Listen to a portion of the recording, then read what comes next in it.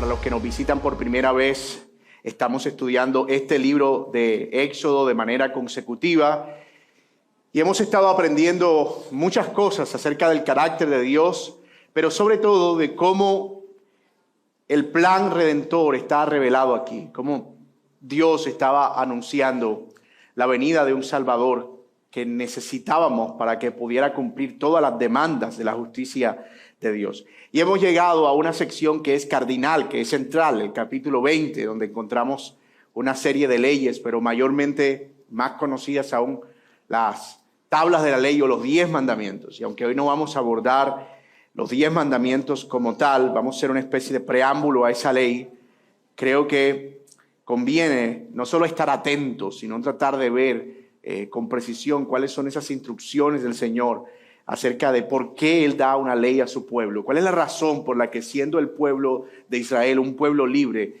todavía tiene que guardar unas ordenanzas? ¿Y por qué nosotros, siendo libertados por Cristo, tenemos sobre nuestras espaldas la misma demanda? Así que les voy a pedir, hermanos, que oremos y nos pongamos en manos del Señor, del buen Señor, en esta mañana. Padre nuestro, tú que estás en los cielos, Señor, te damos la gloria y la honra y gracias por la oportunidad de poder estar aquí un día más, un día del Señor, con el propósito de alabarte, de exaltarte y de reconocer tu nombre, que es nombre sobre todo. Queremos también poner nuestras vidas, Señor, delante de ti, poner nuestros corazones, Señor, delante de ti, pues tú los conoces y sabes cuáles son nuestras necesidades y sabes cómo llenarlas también por medio de tu palabra. Oramos que la predicación hoy sea suficiente para instruirnos, para exhortarnos, pero sobre todo, como estábamos cantando, para mostrarnos a Cristo y para dirigirnos al Salvador, quien es finalmente el corazón y el centro de toda esta gran historia. Ayúdanos a recordar que la Biblia no se trata de nosotros, que se trata de un rey que está gobernando a un pueblo por medio de su palabra, de su ley. Ponemos este tiempo, Señor, en tus manos, en el nombre de Cristo Jesús. Amén. Por si lo ha olvidado, hermano, si puede poner su teléfono en silencio, se lo agradecería. Una de las cosas que solemos hacer los padres de hijos en crecimiento, o tal vez los que ya se fueron de casa podrán recordarlo, es continuamente recordarles cuál es el lugar que ellos tienen en la familia. Queremos asegurarnos de que ellos entienden de quién es la autoridad, es decir, quién es quien pone las reglas, y al mismo tiempo que si ellos pretenden violar esas reglas, van a tener que lidiar con las consecuencias. Van a tener que enfrentar el hecho de que violar esas reglas los va a poner en peligro. ¿Y cómo hacemos eso? Bueno, a menudo mientras hablamos podemos usar un tono autoritario, o si usted es como yo, como mi mamá, o seguramente como la generación mía hacia atrás que lo ha venido aprendiendo de ahí hacia abajo, usamos un tono formal para referirnos a nuestros hijos cuando estamos hablando seriamente. Venga y siéntese que voy a hablar con usted, una cosa muy importante. Porque nosotros queremos que ellos entiendan que lo que vamos a decir es serio. Y ellos saben que cuando nosotros empezamos a hablar en tono formal, cuando no decimos tú, sino usted, es porque nosotros queremos comunicar algo que ellos necesitan oír. Y básicamente de lo que vamos a hablar en la mañana de hoy es del tono de Dios para hablar a su pueblo acerca de sus leyes y lo que ellos deben hacer, de cómo Dios se revela y de cómo Él se da a conocer antes de darle todas las instrucciones que Él va a darles a lo largo del capítulo 20. Y vamos a retomar nuestra lectura en el versículo 16 del capítulo 19 y vamos a ir hasta el versículo 2 del capítulo 20. Y esto es la palabra de Dios. Aconteció que al tercer día, cuando llegó la mañana, hubo truenos y relámpagos y una densa nube sobre el monte y un sonido tan fuerte de trompeta que hizo temblar a todo el pueblo que estaba en el campamento.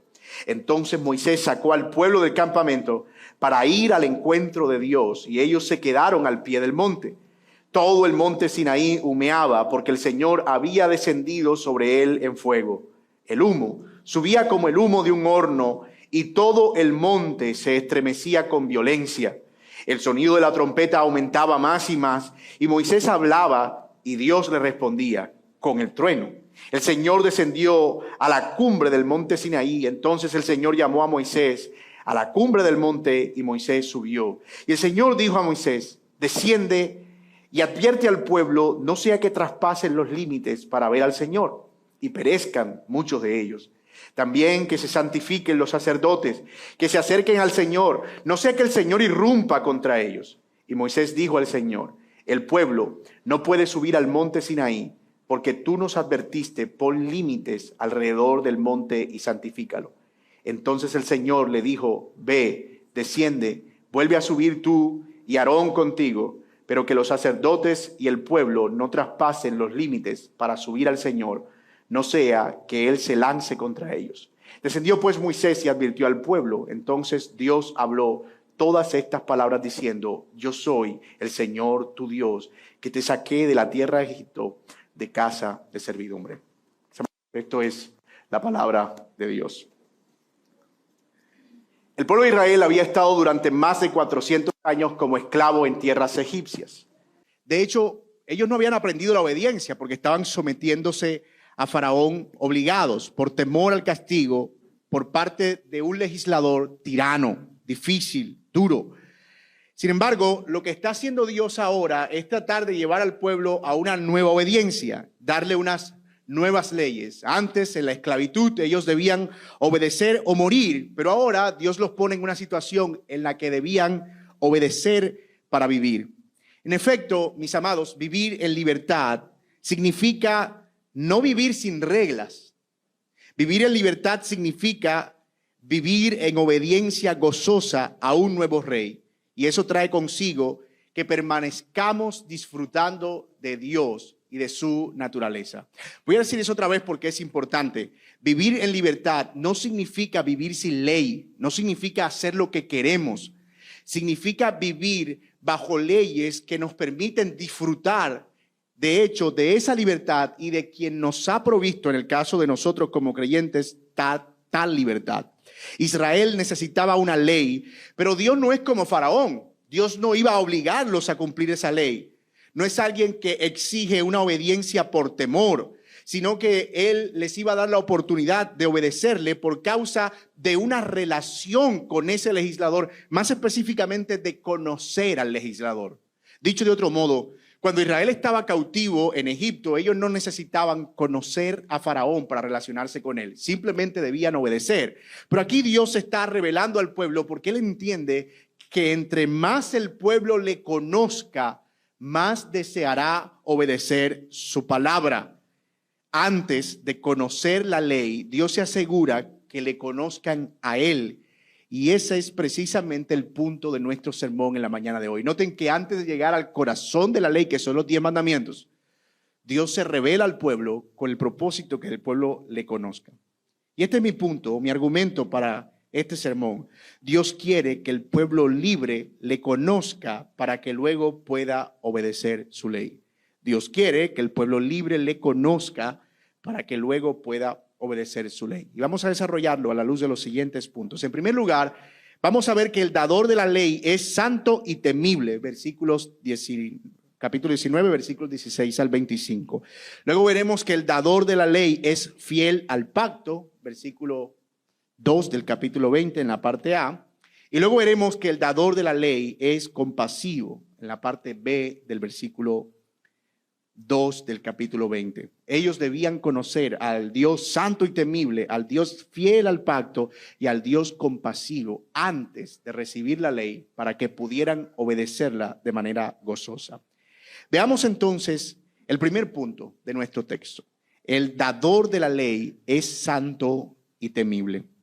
Como dijimos, el pueblo de Israel había estado preparándose por 3 días. Acuérdense ustedes, ese fue el título del sermón pasado, 3 días antes de la gloria. Y durante esos 3 días ellos debían esforzarse en purificarse, santificar sus cuerpos, lavar sus ropas, porque iba Dios a acercarse a ellos. Y el propósito de esa preparación era que el pueblo entendiera que no podían acercarse a Dios como ellos querían. Que acercarse a Dios no era como acercarse a cualquier otro ser o a cualquier otro rey. que si ciertamente se requería de un protocolo para acercarse a Faraón, por ejemplo, mucho mayor se necesitaba para acercarse al Dios de la gloria. Así que el tercer día llegó, como lo leímos en el versículo 16, y Dios se manifiesta en el monte Sinaí y se revela al pueblo de una manera temible, aterradora, pero también gloriosa. Dios ya se había revelado antes en este monte. De hecho, esta es la misma montaña donde Dios se le apareció a Moisés en el capítulo 4 o 3 y 4 en medio de una zarza que ardía y no se consumía. Y en esa ocasión Dios se manifiesta a Moisés de manera individual, personal y exactamente con el mismo criterio. Una zarza, fuego que no se consume y una voz hablando desde la zarza. Quita el calzado de tus pies porque el lugar que pisas es santo. Ahora Dios aquí no se está revelando solamente a Moisés, sino que se está revelando también a su pueblo en general. La voz de trueno, el temblor y todas las demás señales visibles, naturales que se veían ahí, eran una muestra de la majestad del Señor, de la gloria de Dios. Entre otras cosas, eran una muestra de que no hay nadie como Él, de que Él lo supera todo, de que nadie es tan grande como Él. Dios también se revela aquí, en este texto, como santo. Noten que en el versículo 21 dice, y el Señor dijo a Moisés, desciende y advierte al pueblo, no sea que traspasen los límites para ver al Señor y perezcan muchos de ellos, y también que se santifiquen los sacerdotes que se acercan al Señor. El Señor está mostrando en su dignidad que Él está separado del pueblo en el sentido en que Él es absolutamente santo, mientras que el pueblo era un pueblo pecador. Y Él quiere dejarle claro al pueblo de Israel, a Moisés y a todos los que le estaban oyendo, yo soy un Dios temible, pero también soy un Dios santo. Nadie puede acercarse a mí a menos que haya un mediador o que haya alguien que pueda absorber lo que esa santidad irradia. El fuego que nosotros vemos allí en ese relato es la representación, es una señal de esa majestad santa de Dios. Es una santidad, como decíamos en el sermón pasado, que lo consume todo, como si un humano decidiera acercarse en un barco de papel o en un avión de papel al sol. Va a ser consumido por el fuego del sol. Y esa es la manera en la que la santidad de Dios debe ser percibida. Así que noten que en este texto, versículos 16 al 25, Dios se está revelando como un Dios poderoso, majestuoso, temible, pero también como un Dios santo. ¿Y todo eso para qué? ¿Qué tiene que ver eso con la obediencia o con la demanda de la ley? ¿Por qué Dios está haciendo eso justo antes de darle al pueblo la ley? Pues bueno, porque es solo cuando nos exponemos a la santidad de Dios que somos conscientes de la gran dignidad del que nos llama a obedecer. Solo cuando vemos al Dios santo, entonces nos damos cuenta de lo digno que es Él y cómo en medio de esa dignidad somos impulsados a obedecerle. Algo así fue lo que vio Isaías en el capítulo 6, cuando dice que estando él en una visión, fue llevado al templo y vio los quiciales del templo que se estremecían y vio en cierto sentido a los ángeles y a los querubines que adoraban al Señor en medio del fuego y una cosa temible que él estaba viendo en esa visión. Y el texto nos dice que ellos decían a una sola voz, santo, santo, santo, y repetían, santo, santo, santo. Isaías dice que cuando vio eso, él sentía que se moría, hasta que un carbón encendido pasó por sus labios, y cuando supo que había sido librado de la muerte, entonces le dijo al Señor, heme aquí, envíame a mí. Una disposición de servicio inmediata y de obediencia, porque solamente cuando nos exponemos a la santidad de Dios es que entendemos su dignidad y entonces somos impulsados a la obediencia. La santidad de Dios es un estímulo para nuestra obediencia porque nos hace entender otra vez que Él es digno. Las personas, y allí estamos todos incluidos, tienden a condicionar su obediencia según la dignidad del que lo demanda. Por eso cuando nuestros padres nos hablan en tono formal, venga que voy a hablar con usted, nosotros asumimos que ese sentido de dignidad que ellos tienen natural por la autoridad que tienen sobre nosotros ya impone sobre nosotros una demanda de obediencia. No pasa así cuando una persona desconocida con la que no tenemos una relación nos dice en la calle, ven acá que te voy a decir algo que tienes que hacer. Lo primero que hacemos es como que, ¿y por qué? Yo no tengo ninguna relación contigo, yo no tengo ninguna obligación contigo. Oh, pero no pasa así si vemos que esa persona tiene un uniforme. ¿Cierto? Y tiene un arma. Y entonces se acerca lentamente y te dice, venga, colabóreme. Me da sus papeles, me hace el favor. Colabore. Uno entiende que está frente a una persona que tiene dignidad, una dignidad dada por la ley, por la Constitución, por el acuerdo o por que tenemos al ser ciudadanos, pero esa dignidad es en cierto sentido lo que condiciona nuestra obediencia. De que alguien nos hizo una seña como para que paráramos, era alguien como de traje azul de tránsito, y esa persona que parece que conoce las leyes me dice, no pares, él no tiene autoridad para hacer parar el carro, porque él no es una persona, no es un agente de tránsito. Yo no sé, me explicó algo así, ¿no? Pero él está vestido de azul, ¿no? Pero él no puede ni tomarte una foto ni nada. Él no tiene facultad para eso. No tienes que parar. No, pero de todas maneras yo voy a parar. Uno no sabe. De pronto hasta se inventa la dignidad por ahí, ¿verdad? Pero estoy usando estas ilustraciones solo para mostrar que, en efecto, nosotros respondemos en obediencia cuando apreciamos la dignidad. Y lo que Dios está haciendo aquí al mostrarse como temible y como santo es mostrarse como digno de ser obedecido. Entre otras cosas, esa dignidad está asociada a la potencialidad que tiene el legislador para castigar. De hecho, cuando vemos el uniforme, de un policía o de una autoridad, lo que se nos está comunicando no es que tienes que parar porque tiene un uniforme, es que tienes que obedecer porque si no lo haces, él tiene la facultad para someterte a obedecer. Y eso es lo que hace Dios al revelarse.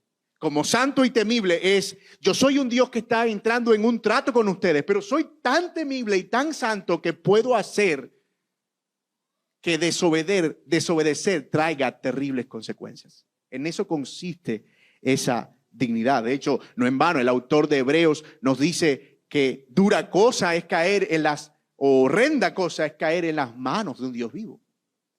Así que entre mayor comprensión tenemos de la dignidad de Dios, más inclinados somos a la obediencia. El dador de la ley para Israel no es un hombre impío, no es un hombre inmoral como Faraón, no es un hombre falto de criterio, no es un tirano. Es el mismísimo creador del universo, el dador de la ley. El justo, el santo y el perfecto, en el que no hay ni sombra ni mudanza de variación. Y esa información acerca de esa dignidad debe ser suficiente para movernos a la obediencia. El problema es que muchas personas que no toman en serio lo que Dios demanda para obedecerle, es que para ellos Dios tampoco es tomado en serio. Quien no toma en serio a Dios tampoco tomará en serio su ley y viceversa. Quien no toma en serio su ley está revelando que no está tomando en serio a Dios. Quien no toma en serio lo que Dios demanda tampoco está tomando en serio a Dios. Por eso, mis amados, nosotros debemos insistir en transmitir siempre una visión correcta de Dios en todo lo que nosotros hacemos. Y digo esto porque hay sutilezas. Cuando empezamos a referirnos a Dios en términos casi profanos, mi papito, mi bacán, el man del apartamento azul y tantas otras referencias. Por eso cuando el Señor Jesús nos enseñó a orar, el encabezado de la oración del Padre Nuestro, Padre nuestro que estás en los cielos, santificado sea tu nombre. De hecho, uno de los mandamientos primeros es no tomarás el nombre de tu Dios en vano, precisamente porque la dignidad de Dios está asociada al uso que hacemos de su nombre. Pero hoy, en medio de esta cultura medio liviana, no queremos usar Dios porque suena demasiado evangélico. Entonces usamos expresiones como que el universo conspire a tu favor en este cumpleaños para que te vaya bien. Porque no quiero que mi mensaje suene como que soy demasiado fanático.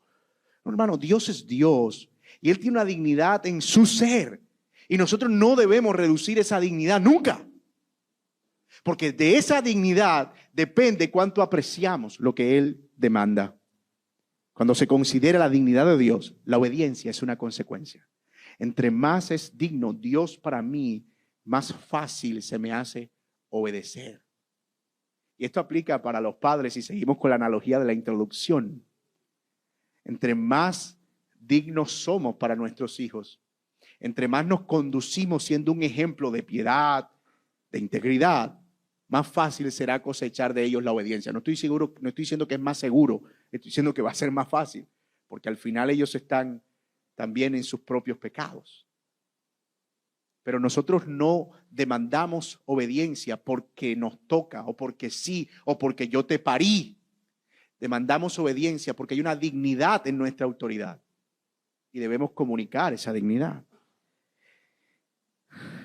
Ustedes pueden ver eso en el ejemplo de los hermanos del Señor Jesucristo. Preocúpense, yo hoy estoy predicando con notas escritas, no tengo tiempo, así que esto puede ser que se descontrole.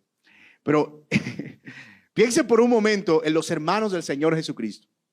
Un día Jesús está predicando en Nazaret y aparecen los hermanos de Jesús, Jacobo, Juan y todos los hermanos, porque entre otras cosas Jesús tuvo más hermanos. Y se aparecen con la mamá de Jesús. Dicen, Señor, mándamelo a buscar porque él está hablando mucho. Qué pena, es que él no está muy bien. Él últimamente no ha estado como bien de la cabeza. Y Jesús le dice, mira, ya está tu mamá y tus hermanos que te buscan porque no quieren que sigas aquí haciendo este espectáculo. Y el Señor le responde, ¿quiénes son mi madre y mis hermanos sino los que hacen la voluntad de mi Padre que está en los cielos? Y quiero usar esto más para ilustrar el hecho de que los hermanos del Señor Jesucristo tenían una relación muy familiar con Él, lo veían muy terrenalmente. Pero luego de que ellos tienen un encuentro con el Cristo resucitado y que ven la gloria y la dignidad de Cristo, ¿sabe cómo escribe Santiago su carta al hermano del Señor? Jacobo. Empieza su carta diciendo, Jacobo, esclavo de Jesucristo por la voluntad de Dios. ¿Qué pasó entre el que tenía una familiaridad con el Señor porque jugaba carrito con Él, porque dormían en la misma cama, porque estaba familiarizado? ¿Qué pasó entre ese Jacobo y el otro Jacobo? El que lo buscaba porque creía que estaba mal de la cabeza, pero el que ahora dice yo soy esclavo de Cristo, que él vio la dignidad de Dios en Cristo cuando resucitó de entre los muertos. Es decir, él sin duda es el Hijo de Dios, él es digno. Es lo mismo que sucede con Saulo de Tarso. Él es un ejemplo de alguien que conocía las leyes, pero no al legislador, que entendía la dignidad de la ley, pero no la dignidad de quien había dado la ley. Y por eso cuando él tiene un encuentro con la gloria de Dios, yendo camino a Damasco, él se sometió a él. La Biblia dice que inmediatamente él recobró la vista, predicaba a Cristo. Se sometió hasta la muerte incluso en obediencia, luego de haber tenido un encuentro glorioso con la dignidad de Dios. Así que si tú estás batallando con pecado, con desobediencia, si te cuesta realmente obedecer la palabra de Dios, sumérgete en ella y estudia principalmente los salmos. Pero también los profetas mayores, Isaías, Ezequiel, Jeremías, que nos ayudan a tener una dimensión muy gloriosa de la dignidad de Dios, de su santidad, de su poder, de su esplendor, de que Él es un Dios santo y temible. Si te cuesta obedecer la ley es porque seguramente te está costando apreciar a Dios como santo y temible y necesitas encontrarte con ese Dios. Así que mientras lees la palabra, pídele al Señor que te muestre su santidad, que te muestre en su palabra su grandeza, su carácter, y Él usará esa verdad por medio del Espíritu Santo para hacer que se produzca obediencia. No es mágico. Pero en cierto sentido el Espíritu Santo hace que entre más apreciemos los atributos y la santidad de Dios, más sensibles y susceptibles seamos a obedecer gozosamente. Porque lo otro que puedes hacer es someterte a esa ley porque sí. Dice, tienes que hacer esto, pues lo hago. Pues si hay que hacerlo, lo hago. Y no te importa nada, simplemente quieres hacerlo porque hay que cumplir. Y no, de eso no se trata.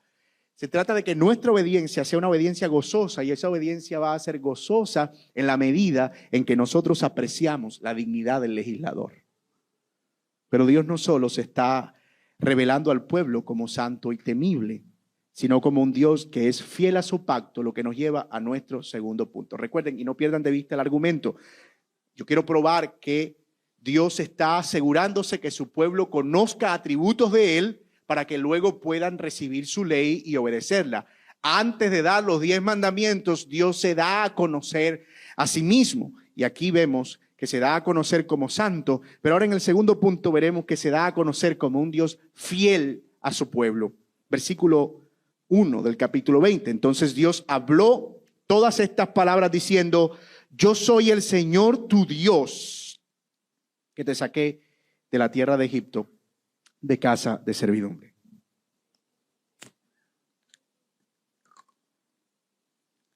Y aquí quiero que notemos algo interesante. Y eso es, esta es la primera vez que Dios le habla al pueblo de manera directa. Todas las veces antes de esta, Dios hablaba con Moisés. Pero esta es la primera vez que Él habla directamente al pueblo. Porque, acuérdense, lo vimos en el sermón pasado, Él está haciendo un pacto con ellos.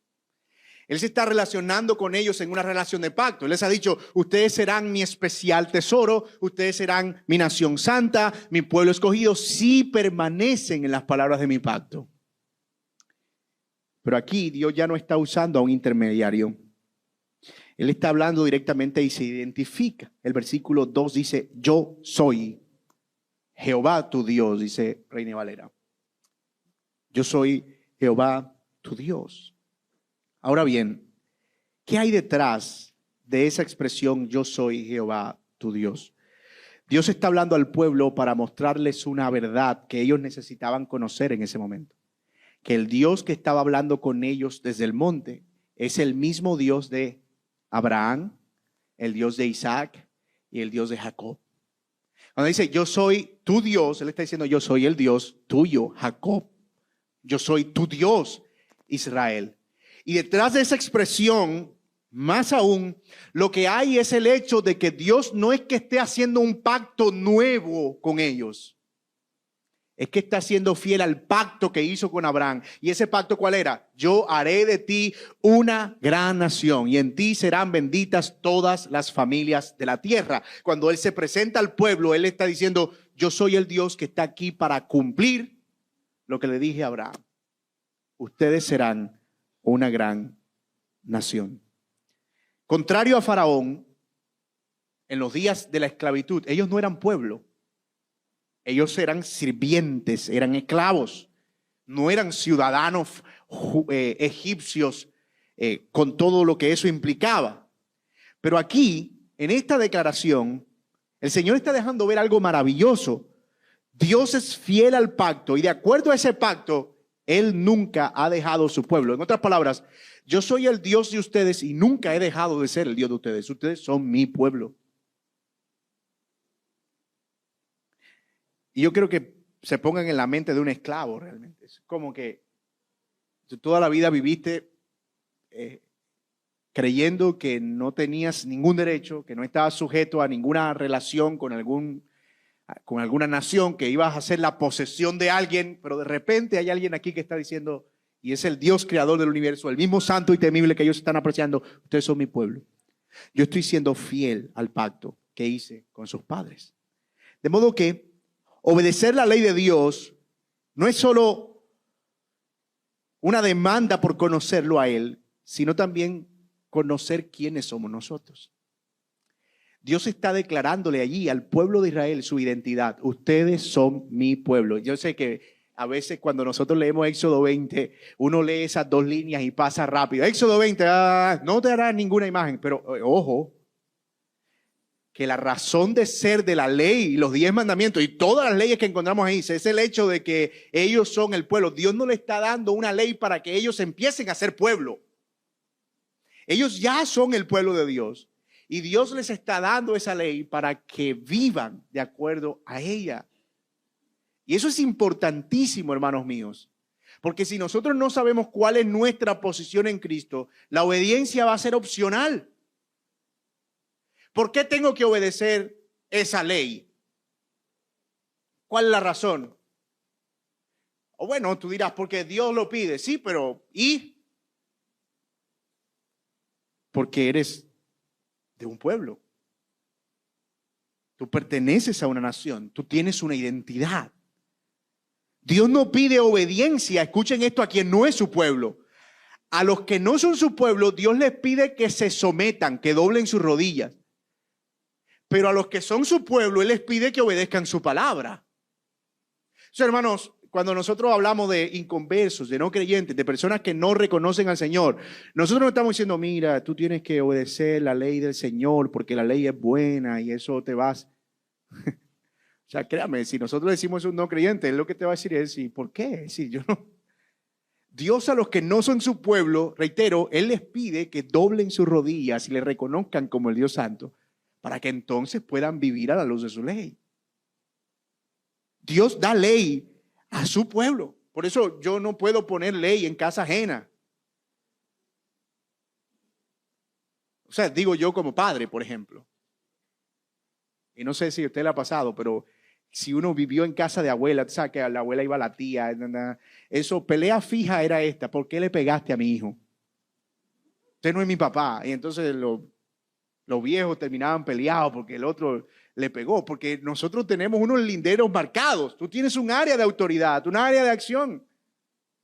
Tú pones las reglas en casa. Y a nadie le gusta, ¿verdad? Que de repente lleguen a tu casa y agarren a tus hijos y a tu esposo. Tienes que hacer esto y esto y esto y esto. Y tú, ¿cómo que perdón? Así que hay una demarcación necesaria. Ustedes deben obedecer. ¿Por qué? Porque yo soy su Dios. No solo eso, ustedes son mi pueblo. Del mismo modo que nos sometemos a las leyes del país al que pertenecemos, Dios nos ha hecho su pueblo para que guardemos su ley. Israel nunca había dejado de ser el pueblo del Señor. Él estaba comprometido, Dios, a cumplir todas sus promesas, y esa es la razón más que suficiente para obedecerle. Somos el pueblo de Dios. La idea de que estamos seguros en Cristo y que Él nos llevará hasta el fin debe producir obediencia, porque a veces decimos, mira, si soy el pueblo de Dios y Dios es fiel y nunca voy a dejar de serlo, entonces ¿para qué voy a obedecer? Que ese es el argumento que muchos usan para justificar que una vez son salvos, entonces pueden vivir como les da la gana. Y el punto es que en realidad eso lo que muestra es que no son libres, que siguen siendo esclavos porque hay una necesidad todavía permanente de seguir practicando sus pecados. Eso lo que está mostrando es que tú eres esclavo, continúas siendo esclavo de tu pecado. No puedes ostentar libertad cuando no puedes vivir sin pecar. Ahora bien, todos somos conscientes de que no pertenecemos a este mundo, sino que somos su propiedad. Y eso impone sobre nosotros una necesidad gozosa de obedecer. Es decir, ser el pueblo de Dios no es la excusa para vivir como quiera, sino lo contrario. Es la excusa para vivir como se vive como un pueblo de Dios. Pero hay algo todavía más importante, que yo considero más importante, que Dios está revelando aquí, y es lo que nos lleva a nuestro tercer y último encabezado. El dador de la ley es compasivo. Dios se está dando a conocer como santo, como fiel y dueño de un pueblo, pero Él también se da a conocer como un Dios compasivo. Noten otra vez versículo 2, yo soy el Señor tu Dios, que te saqué de la tierra de Egipto, de la casa de servidumbre. Y esta es tal vez la afirmación más significativa de esta sección. Justo antes de recibir los 10 mandamientos, el Señor les declara que Él es su Salvador. Qué interesante, muy interesante. Y esto ha sido un punto de discusión a lo largo de la historia de la iglesia. El pueblo no recibió la ley para convertirse en pueblo. El pueblo recibió la ley porque ya era pueblo. La ley, dicho en términos del Nuevo Testamento, no le fue dada a Israel para que Israel se salvara por medio de ella. O sea, si ustedes se dan cuenta, Israel ya era salvo. O sea, si queremos hacer una analogía entre la salvación y la libertad de la esclavitud, que es lo que parece que indica el Antiguo Testamento en el libro de Éxodo, técnicamente Israel ya era salvo, ya era el pueblo, ya Dios era su Dios.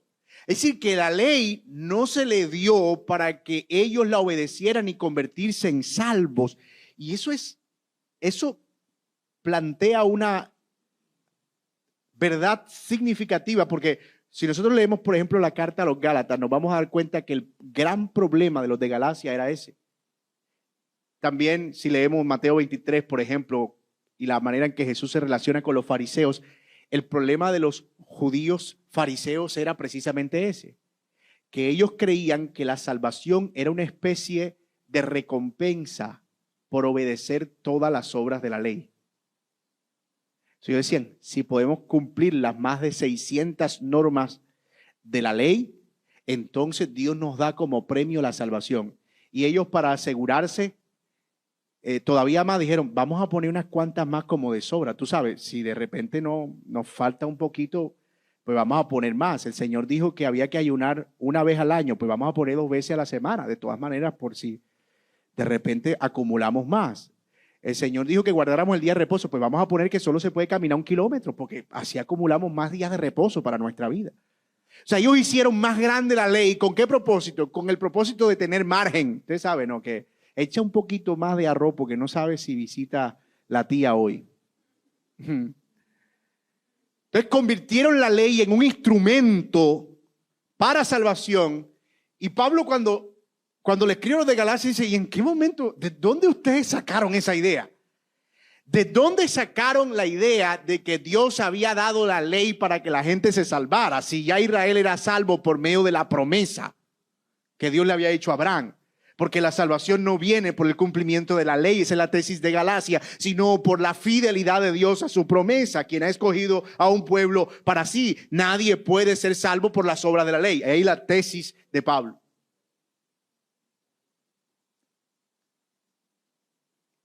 Y esto es crucial porque, de nuevo, lo pasamos por alto muchas veces. Vamos directamente al corazón, a la yugular de la ley, los mandamientos. Pero ese pasajito ahí como medio, como que está en el bordecito superior de la hoja, es clave. Yo lo saqué de la casa de servidumbre. Ustedes ya son libres, pero porque son libres precisamente necesitan una ley. Porque dejarlos sin ley es dejarlos en peligro, a expensas de su propia destrucción. Eso nos muestra que en realidad Dios no está dando la ley para obtener algún beneficio, sino para beneficiar al pueblo. Dios no les está dando la ley para que ellos se conviertan en algo diferente a lo que ya son. No, Dios les está dando la ley para que ellos permanezcan en lo que son. Así funciona el Evangelio. El Evangelio nos recuerda que somos libres para luego llevarnos a obedecer. Soy libre, ¿y eso qué significa ahora? ¿Vive como te da la gana? No. Eres libre para obedecer gozosamente a aquello que te va a hacer permanecer en esa verdadera libertad. Entender eso es liberador, créanme. Porque tiene unas implicaciones prácticas muy profundas. Muchas personas ven el cumplimiento de reglas como la puerta para la salvación. Y cuando tú te acercas a predicar el Evangelio, puedes escuchar cosas como esta. Ay, sí, eso es bueno. La verdad es que yo no mato ni robo. Pues estoy bien con mis vecinos. No le hago daño a nadie. O sea, lo primero que sacan es la carta de la ley. Entre otras cosas, los 10 mandamientos. O sea, la gente siempre trata de justificarse consciente o inconscientemente con los 10 mandamientos. Mira, todos somos pecadores y todos necesitamos a Cristo. No, pero tampoco. O sea, tú me estás presentando como si yo fuera Hitler. No, yo no soy tan malo. Yo ni mato ni robo. A veces deberíamos ponernos nosotros más quisquillosos y sacar la carta completa. Ya que ni matas ni robas, entonces tampoco usas el nombre de Dios en vano, tampoco tienes dioses ajenos delante de ti, tampoco, nunca has mirado a una mujer para codiciarla, nunca te robaste ni la leche clean, nada, tú nunca has codiciado, nunca has deseado. Porque al final, si alguien va a intentar justificarse por las obras de la ley, ¿qué tiene que hacer? Cumplirlas todas a la perfección. Y eso es imposible. Nadie puede cumplir las obras de la ley a la perfección. Así que estas personas fallan en su racionamiento. Y el problema es que eso no es algo que encontramos solo afuera. Eso muchas veces lo encontramos dentro de la iglesia.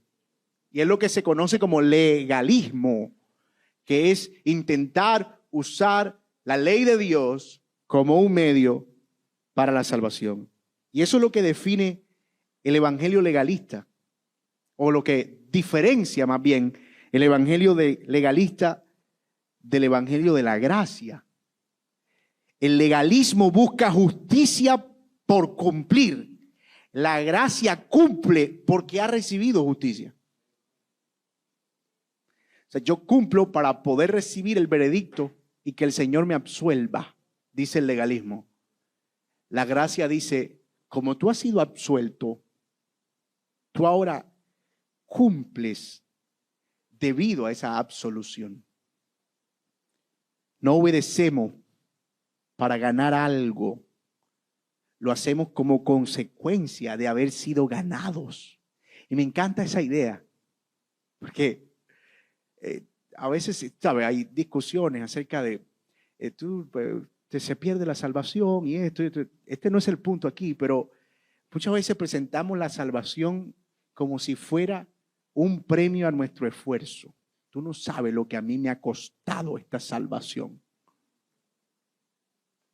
Yo me levanto todos los días tratando de cuidarla. ¿Cierto? Y es más, cuando siento que peco, me arrepiento otra vez porque la tengo que recuperar inmediatamente. Y entonces la ganan y la pierden, la ganan y la pierden, la ganan y la pierden, la ganan y la pierden. El punto es que cuando venga el Señor la tengan, no. Porque si viene el Señor, que no sea que llegó en el momento entre que no te dio tiempo para arrepentirte. Eso es vivir en una zozobra impresionante, mis hermanos. Eso es vivir en una zozobra increíble. Yo conocí a un pastor, creo que le he compartido eso otras veces, un pastor realmente. De hecho, él me lo dijo con mucha ternura y yo no creo realmente que él estuviera mintiendo o que estuviera en una falsa doctrina o algo. No, yo creo que él era un creyente verdadero, genuino. Y me dice, mira mi hermano, yo todas las noches, 40 años en el evangelio, pero yo todas las noches hago la oración de fe porque uno no sabe. Y yo, wow. Ese tipo de personas que el día que abran los ojos en la redención, más, estoy aquí. No, en serio, yo era salvo. Este entendimiento lo que produce es la libertad de poder deleitarnos y disfrutar de la salvación y no verla como una pesada carga que yo estoy arrastrando conmigo y que tengo que llevar hasta el final. Aquí está el Señor, todas mis obras, toma, ¡fum! Para que el Señor diga, gracias, pero no era necesario. O sea, desperdicié toda mi vida viviendo amargadamente tratando de ganar algo que ya tenía seguro. Sí, exacto. En cambio ahora, libres en Cristo, habiendo sido alcanzados por Él, en esa libertad nosotros vivimos para gozarnos en el Señor. Porque obedecerle se convierte en un deleite. Ni siquiera es un acto de gratitud, ni siquiera es, Señor, yo te voy a obedecer porque te tengo que devolver lo que ya tú hiciste. No, ese entendimiento yo creo que hay que replantearlo en nuestra mente. A nosotros nos impulsa en cierto sentido algo de gratitud, pero no principalmente la gratitud. Nos impulsa el hecho de que nos estamos deleitando en el Dios que nos ha amado tanto que nos salvó. Y yo encuentro gozo en eso. En eso es en lo que consiste la verdadera libertad. El legalismo difícilmente lleva al gozo, porque desde su perspectiva no tiene nada a su favor hasta que no lo gane. Y el legalismo siempre está cansado No estoy hablando del legalista porque no quiero que nadie piense que estoy usando un título personal. Estoy hablando de lo que a veces aparece en nuestro corazón. Y debo decir que el legalismo no es solo algo que está, digamos, en asuntos externos solamente. Tú puedes ser un legalista incluso en una iglesia más reformada que Calvino, o sea, porque el legalismo es una condición del corazón en la que tú estás todo el tiempo tratando de hacer cosas que sientes que te dan identidad y que te aseguran delante del Señor. Y esas cosas pueden ser tal vez servicio, pueden ser, digamos, situaciones de estar involucrado en alguna actividad, activismo. Entonces, cuando yo siento que pierdo eso, siento que no soy salvo. Oh, entonces eso se convirtió en tu medio de salvación. Y el legalismo, como le dije, cansa. Porque estás todo el tiempo en una búsqueda de algo que no puedes lograr. Y creo que lo he ilustrado aquí otras veces. Es como que empiezas a subir una palma de cera, para usar un ejemplo muy colombiano. De esas palmas altísimas, y tú empiezas y dale, y empiezas a acumular y acumular, y dices, estoy llegando, y ya llegando aparece un mal pensamiento, ¡fum! Y una mala palabra, y abajo, ¡fum! Y llega un momento en que dices, estoy cansado de subir, y aparece la frustración, y por eso hay mucha gente que abandona la fe. ¿Y por qué la abandona? Porque para ellos es una búsqueda incansable de algo que nunca van a poder alcanzar. Y que incluso cuando sientan que la alcanzan, van a darse cuenta que en realidad está todavía más alta. Porque esa altura es la perfección. Y nadie, sino solo nuestro Señor Jesucristo, ha llegado ahí. Por eso el legalismo cansa, agota. Pero el Evangelio nos libera y nos pone en la posición correcta. Nos saca de la esclavitud, porque un esclavo no tiene capacidad voluntaria de obedecer. Por eso es que el Señor dice, yo soy Jehová vuestro Dios, que los saqué de la esclavitud, y ahora que ya no son esclavos, entonces ustedes ahora sí van a conocer lo que es la verdadera obediencia, porque lo que hacían bajo el sistema de esclavitud no era obediencia, era el cumplimiento obligatorio de reglas para la subsistencia. Si no la obedecen, mueren. Eso no es obediencia. Ahora ustedes tienen una nueva capacidad, y es la capacidad de poder agradar a Dios de manera libre y voluntaria. Pero este texto también nos recuerda quién es Dios. Él es un libertador compasivo y misericordioso. Yo lo saqué de la esclavitud de Egipto, de esa casa de servidumbre. Y nosotros sabemos cómo fue esa liberación. Fue con gran poder, con gran poder. Él dio la vida por su pueblo. Dios no es un tirano. Es alguien digno de ser obedecido porque es santo, pero también porque es fiel y sobre todo porque es misericordioso. Porque nos ha libertado, porque en su fidelidad nos ha hecho libres de la esclavitud. Creo que esto es lo que hay detrás de las palabras del Señor Jesucristo cuando dijo, vengan a mí todos los que están trabajados y cargados, y yo les daré descanso. Y Él no dijo, entonces podrán dormir. No, Él dijo, lleven mi carga y mi yugo, porque mi yugo es fácil y ligera mi carga. Es decir, Jesús no dijo, vengan, descansen, y luego échense un sueño hasta la eternidad. No, Él dijo, vengan y lleven conmigo un yugo que es ligero y que es fácil. Una carga fácil de llevar, que es la obediencia gozosa a su palabra. Cristo ha sido el pago, el precio pagado por nuestro rescate, y ahora somos libres, y en esa libertad obedecemos su ley y sus palabras.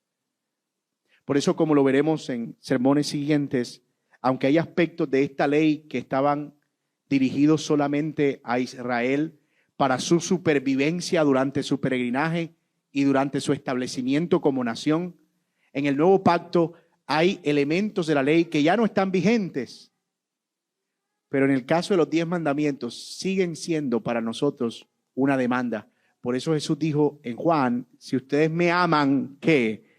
Guardan mis mandamientos.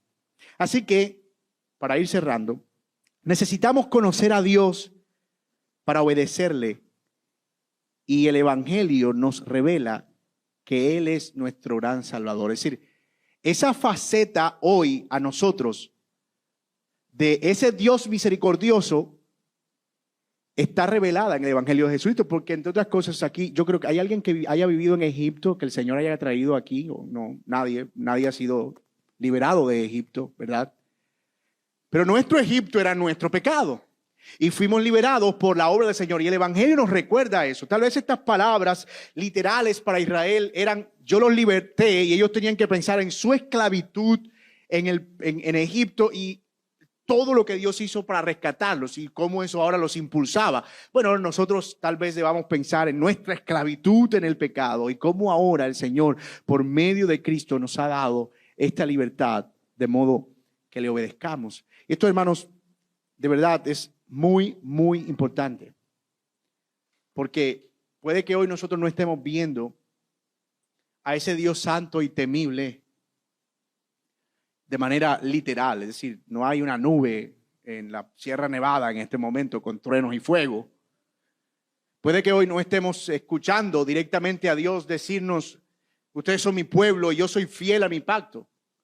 O puede, como dije, que no estemos saliendo literalmente de Egipto y que no hayamos visto las plagas que el Señor usó para liberar a su pueblo. Pero todos esos 3 elementos, tanto la santidad como la fidelidad, como el rescate, adivinen dónde están.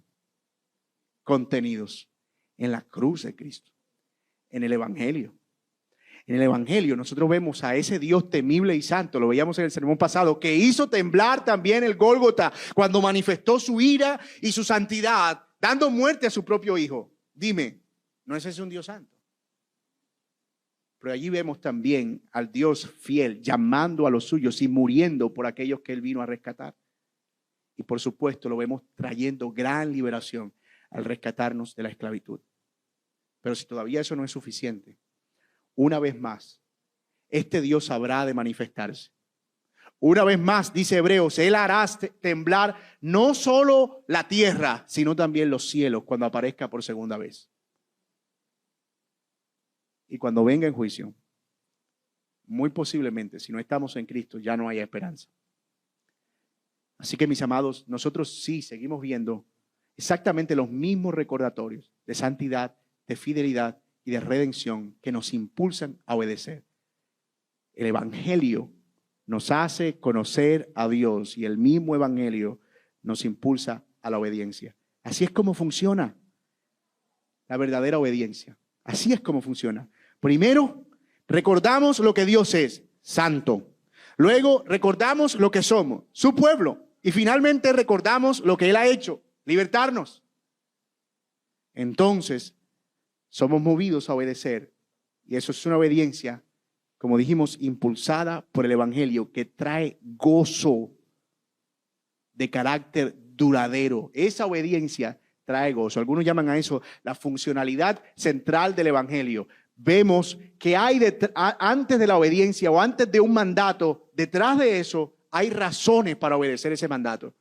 Y esas razones son la dignidad de Dios, nuestra condición como pueblo, nuestra identidad y lo que Dios ha hecho en Cristo Jesús. Y todo eso está en el Evangelio. El Evangelio es lo que nos informa la obediencia. Así que, mis amados, que Dios nos ayude a recordar ese Evangelio cada día de nuestra vida si realmente queremos vivir una vida de obediencia gozosa. Oremos al Señor. Padre,